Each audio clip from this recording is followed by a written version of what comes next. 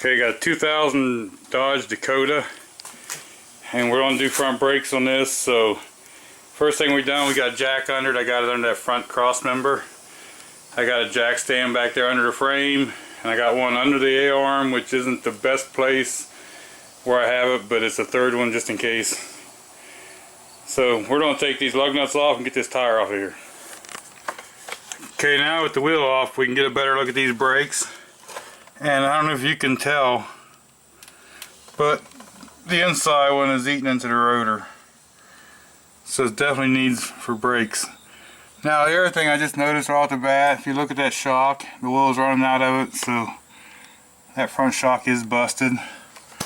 Not sure why there's a little bit of oil looking on the rubber boot there, but anyway, what we need to do is, there's a bolt right here underneath this rubber thing, and there's one down here on the bottom under that rubber thing. So we need to get a socket to fit that. Okay, so this is an Allen bolt. I found an Allen wrench here to fit it. What I do is I'll put a screwdriver in here and pull the caliper back.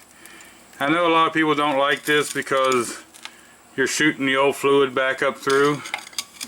So if you really don't want to do that, you can loosen this bleeder and then pull it back and tighten the bleeder, and you won't get no air in doing that. If you just loosen it up, pull this over and tighten it back up. I like to do this because if I'm doing this, I can tell how easy the caliper goes back and how good the slides are, and if I need to work on anything. If it doesn't go back with a screwdriver, there's something needs attention. Okay, now with them bolts moved out of the caliper, we can pick it right up. And there's our brake pads. Now, I will wire this to something so I can't drop it. But I want to take these bolts out because this is what your caliper slides on. So I want to pull these bolts out of here and clean this hole up really good. The top one's already out. And right here's the bolt. This is what it slides on. So you want to make sure this is all really good and clean, and then we're going to lube these up and put them back in before we put the brakes on. Okay, here's the inside brake pad. You can see it's down to the metal.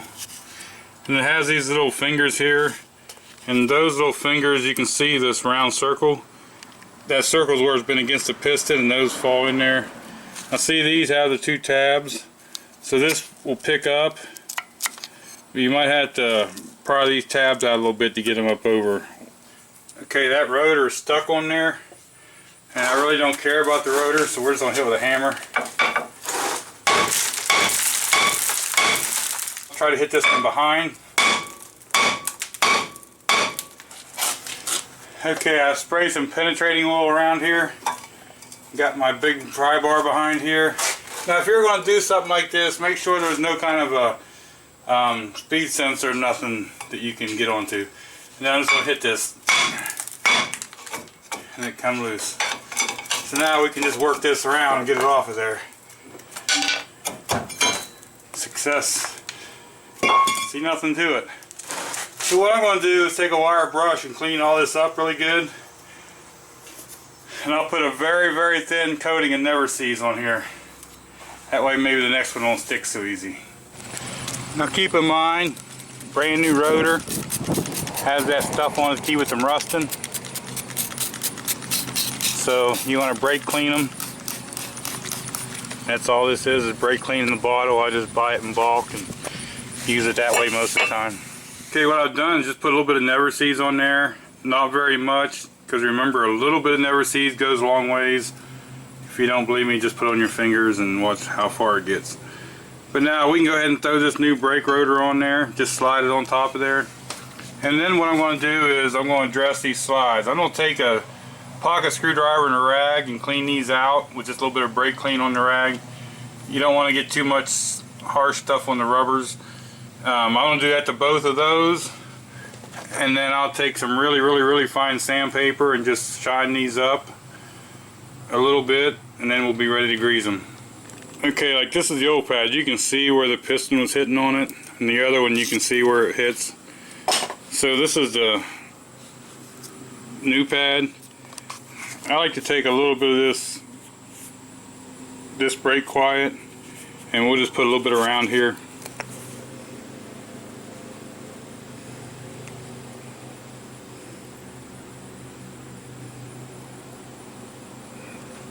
And the only place you need this is where the piston's going to hit it, or the brake caliper's going to hit on the other shoe.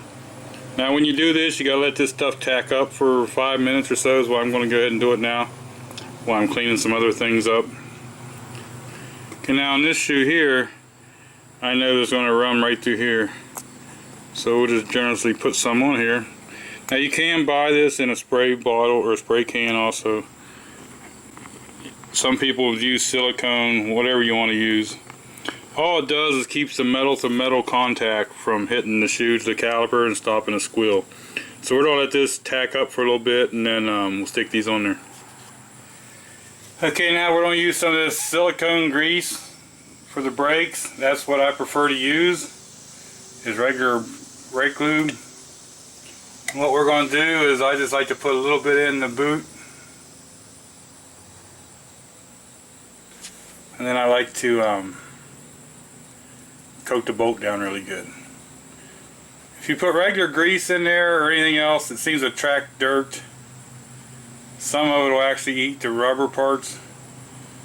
So I just like to do that, and then I like to work them in so I know that they go in. And now you'll see it'll slide really easy. And that's what you want. You want that thing to slide real easy. Okay, now why is that? I just kind of cleaned up this surface here. Okay, now so with the caliper over here, we want to put this shoe in first, and these just go up in the piston. So just line it up, push it right up in there, and then this outside one, these clips just slide over top. Sometimes these can be hard to get in. Okay, now with your caliper slid back as far as it'll go, you should be able, and your slide bolts back, you should be able to slide this right in the spot.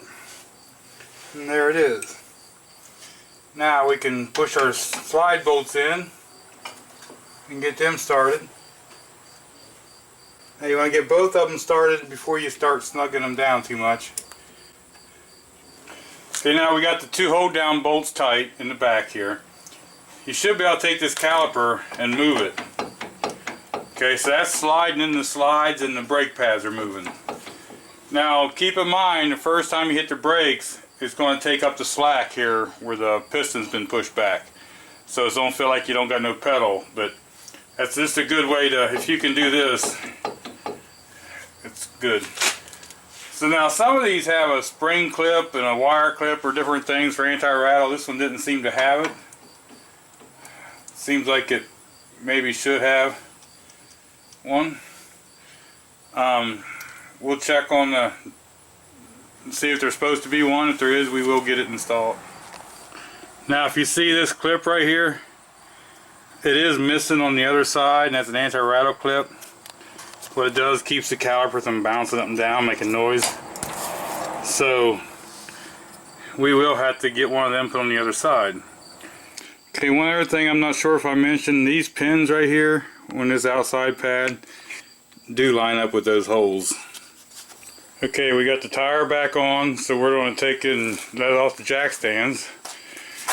We're going to do the other side, but when you get done, I don't know if I mentioned this earlier, but I loosened that master cylinder cap. That way the fluid can come back up easier. Remember to put that back on.